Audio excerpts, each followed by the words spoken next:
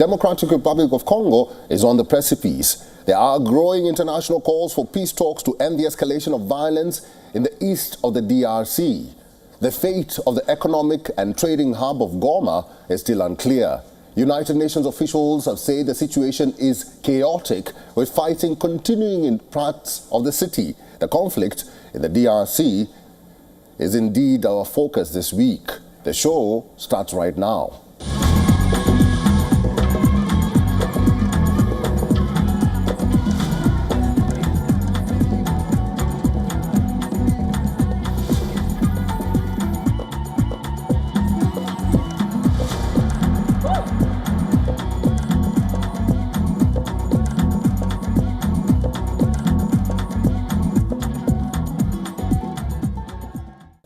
A Congolese government official has said the army is still in control of most of the regional capital, but M23 rebels who have attacked the city dispute that. Reports say at least 17 people have been killed and close to 400 others have been wounded. South Africa said that 4 more of its soldiers who are in DR Congo as part of peacekeeping efforts had died as a result of clashes with the M23. This brings the total number of South African casualties to 13. Malawi and Uruguay have also lost peacekeepers. Here is our cover report.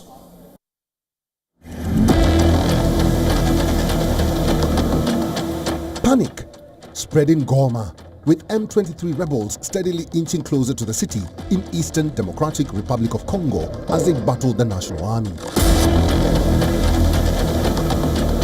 Bombs were heard going off in the distant outskirts, and hundreds of wounded civilians were brought into the main hospital from nearby towns and villages.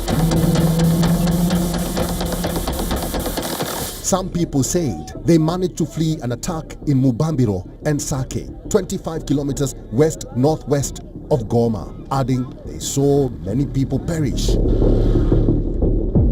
The situation in Sake remained unclear, with some residents claiming that the rebels have entered and seized the town. In the end, jailbreaks were reported from the main prisons in the city, with over 3,000 inmates escaping. Since the beginning of January, about 400,000 people have been forced to flee the fighting, and that's according to the United Nations. The United Nations has begun evacuating non-essential staff from Goma to neighboring Uganda and to the Congolese capital Kinshasa. Britain, the United States and France have also already asked their citizens to leave, and Germany followed suit. 6 foreign peacekeepers have been killed in Eastern Democratic Republic of Congo, where fighting between the Congolese army and Rwandan-backed M23 fighters intensified. A burnt-out, smoking armored vehicle of the United Nations peacekeeping force MONUSCO on the road between Goma and Sake was evident of the battle that had unfolded here. Indeed, Rwanda is determined to seize the city of Goma, but our valiant FRDC, our valiant Wazalendo, the patriots supported by SAMI DRC and MONUSCO, they too are determined to defend the town of Goma tooth and nail, to repel the enemy which has already been done, and why not to drive them out of the national territory. Angolan President João Lourenço was the first head of state to urge warring parties in the Democratic Republic of Congo to return to peace talks, which collapsed last year. Angola will put all its experience at the service of peace in Africa and will take all possible decisions to find solutions to the conflicts that have undermined the economic development of our continent, including in the Democratic Republic of Congo and Rwanda.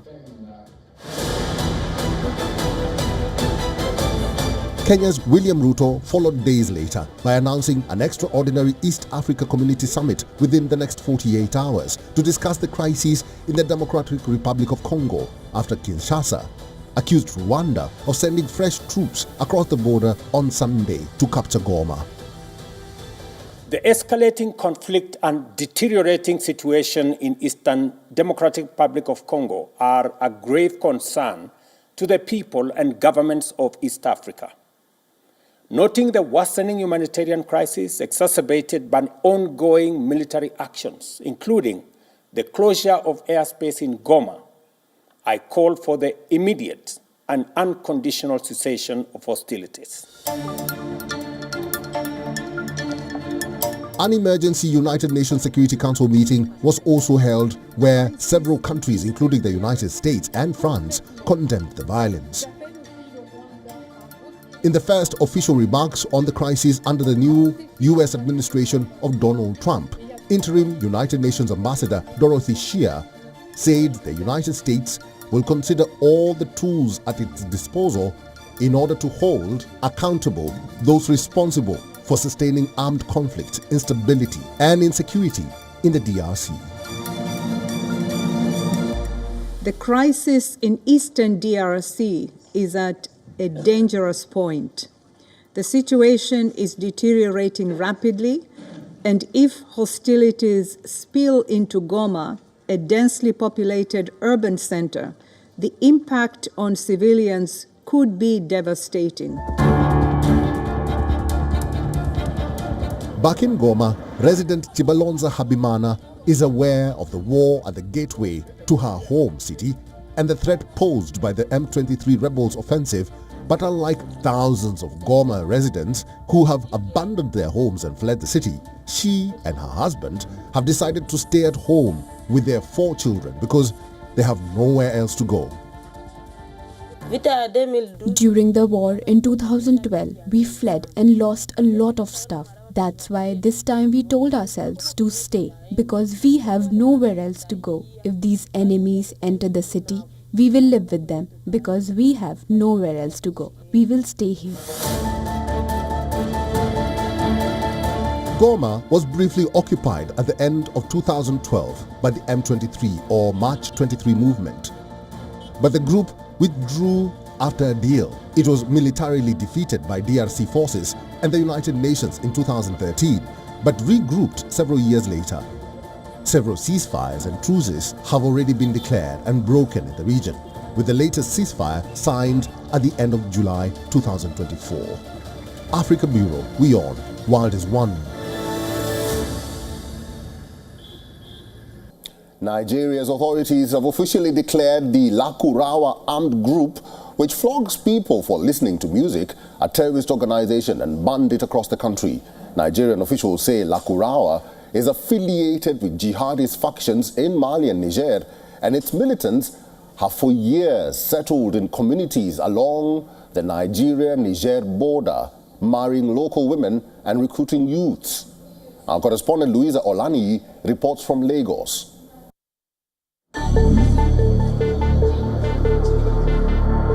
Scenes like these have been the new normal in northern Nigeria for some time. Terrorism is unabated in the regions that border some countries in the Sahel.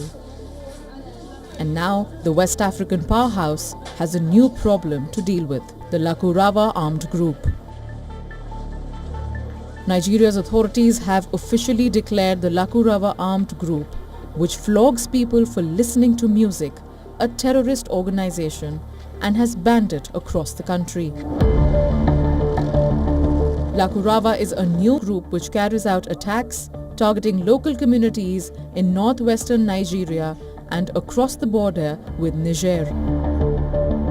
Nigerian officials say Lakurawa is affiliated with jihadist factions in Mali and Niger, and its militants have for years settled in communities along the Nigeria-Niger border, marrying local women and recruiting youths.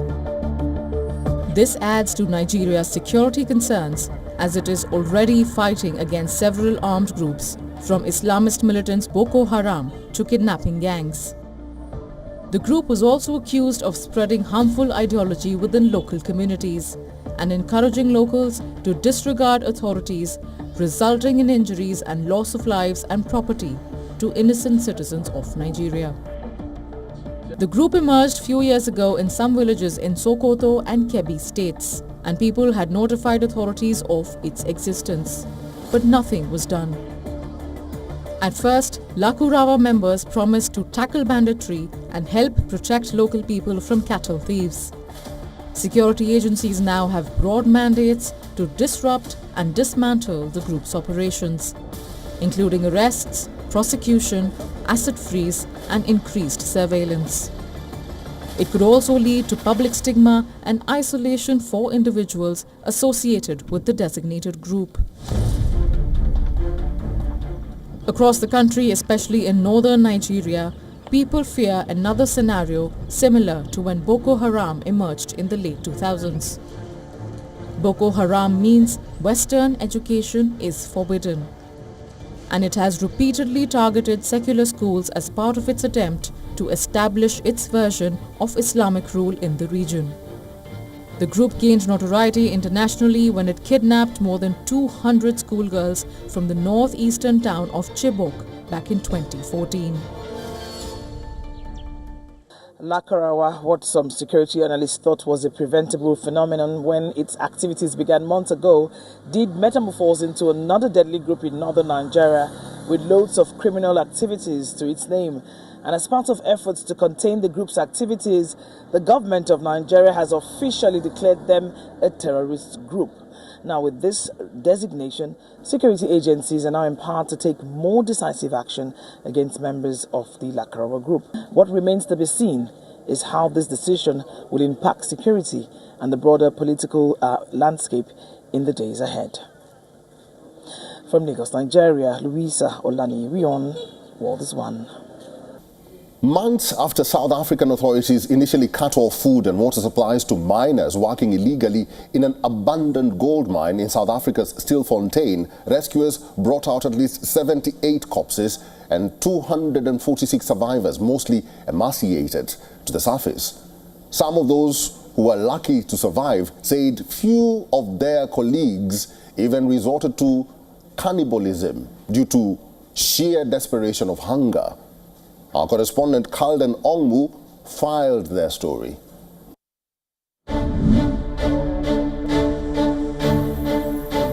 One of the lucky survivors who managed to stay alive for months underground in one of the disused mines in Stilfontein, which is in South Africa's Northwest Province, is convinced that the intention of South African police wasn't good when they cut off food and water supplies to the mine and they were there to kill them. We did suffer because of Operation Palamkoti, because their intention was to kill us. It was not like they want us out of the mine. They were trying to kill us alive.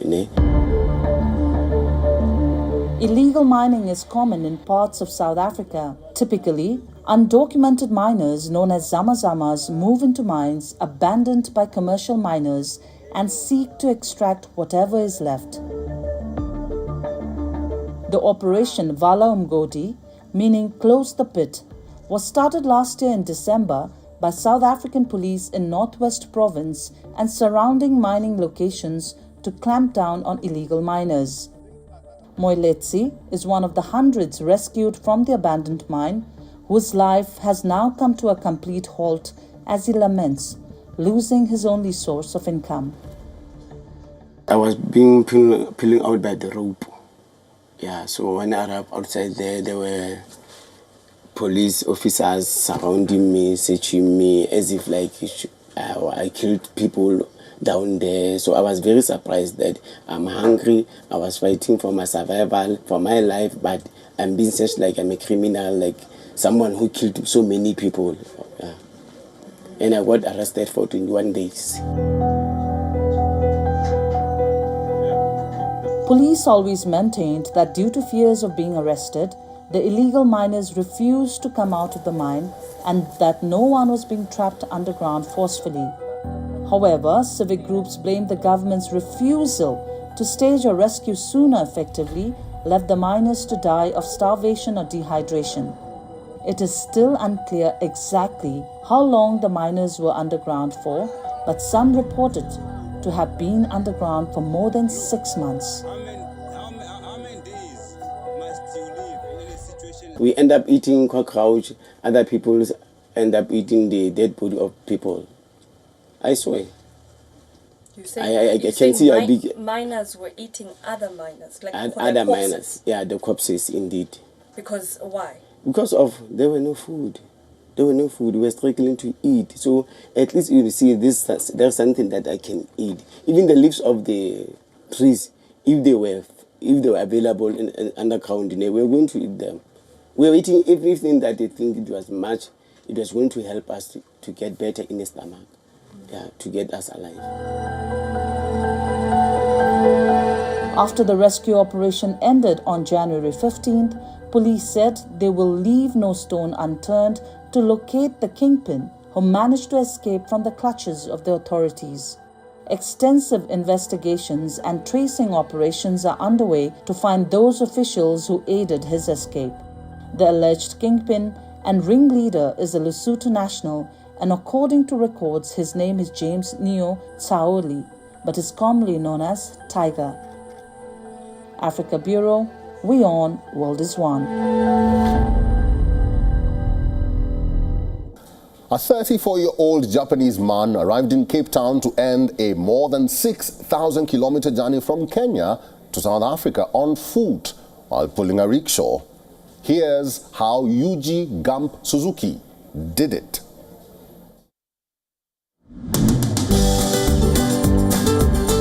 From the onset, when you spot him on the road, he is sure to grab your attention. Not for the fact that he is different, but pulling a rickshaw in Africa, not that they are uncommon, but his is different and has a message on the back that clearly tells you that he is on a mission.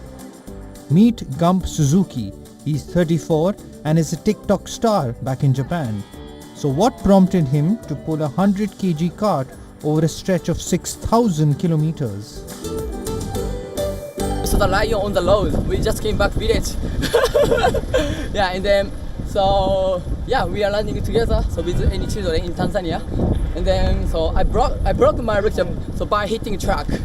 Yeah, 2 times, but I'm still alive. Thank you. Yeah, and then so when I was crossing like Namibia, nothing everywhere. That's why it's very difficult to get the water, to get the food. Yeah. I sleep outside every time.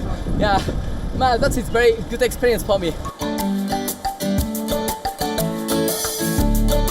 Suzuki's expedition started in Kenya all the way down south. You could tell what the feat meant for Yuji Gump as he clearly was emotional as he thanked his supporters for their backing during his latest quest, which started in the Kenyan capital in July and took him through Tanzania, Zambia, Botswana and Namibia. Yeah, I just want to say many thanks to you guys. I couldn't make it so without you guys. That's why I'm really happy to see you guys and then running together until finish line. I just want to say thank you so much. Among his other journeys, Suzuki has already pulled his two-wheeled cart from China to India in 2016-17, for 2,500 kilometers in Europe in 2017 and 5,100 kilometers across the United States in 2022 and 23, according to his website. Suzuki wears a version of Japan's traditional tabi socks while on his journeys, which he posts about on social media. And I've been following Gump Suzuki from Namibia. I caught up in when a guy stopped and offered him water just as he got out of Namibia, and I've been following all the way. And it's just amazing to see how the people in South Africa has just come out. Running for fun. Actually, but I've been traveling for 9 years already. Yeah, I get the power from you guys. That's why I'm gonna give you guys power too. Yeah, that's my life. Gump hasn't announced his next expedition, but for him, the 6K run in Africa is one huge achievement ticked off his bucket list. Africa Bureau, WION World is One. Let's now head to the sandy beaches of South Africa, and kite surfer Lars Walker jumped over a moving airplane in a breathtaking wild-first stunt. The extreme stunt took place on Dolphin Beach in Cape Town after 2 years of close collaboration between the Dutchman and a Polish pilot who stunned the world in 2023 when he successfully landed a plane on a tiny helipad atop the Burj Al Jumeirah skyscraper in Dubai. Take a look.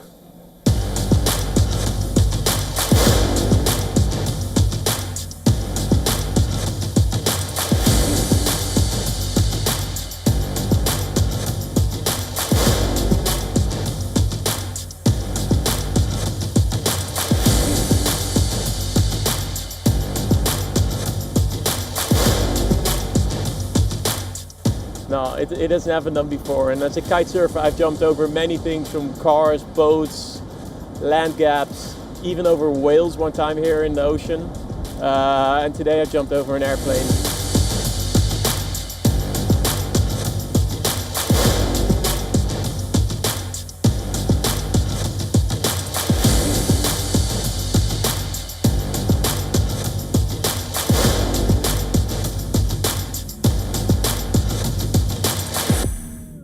Thank you for watching this week's episode of World of Africa. You know the drill by now. Tell us what you would like us to show you on the show. Tell us your story. Reach out to us on all our social media platforms. And see you on the next show. I'm Eric Njoka. Goodbye for now.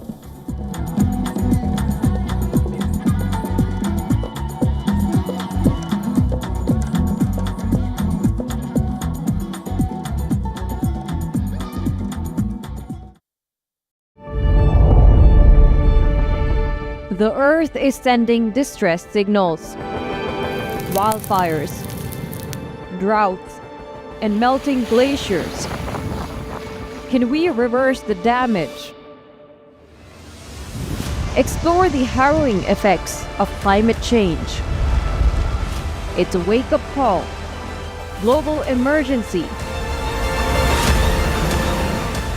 Climate Tracker on WION World is One. India's budget 2025 is here. Will it fuel growth or deepen inflation's bite? Will it support the rupee and markets? From tax reforms to middle-class relief, we decode what's in it for you. Stay ahead with our expert analysis and global perspective.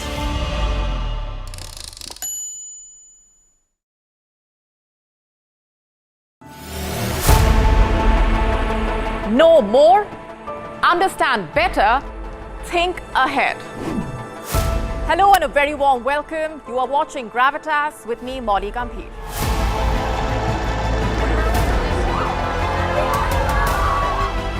Get the facts, not the bombast. On the 26th of March, dynamic pricing, Baloch separatists, Gravitas cuts out the clutter.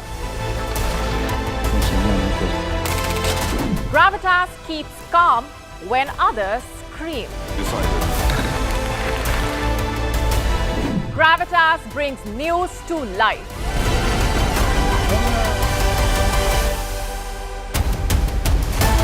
Weekdays 9 p.m. IST, 3:30 p.m. GMT. Gravitas.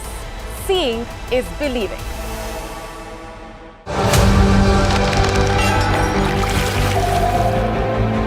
The biggest gathering of humanity on the planet.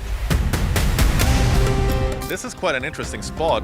WION brings you exclusive coverage from the ground of the Mahakumbh Mela. These bikes will be patrolling all around.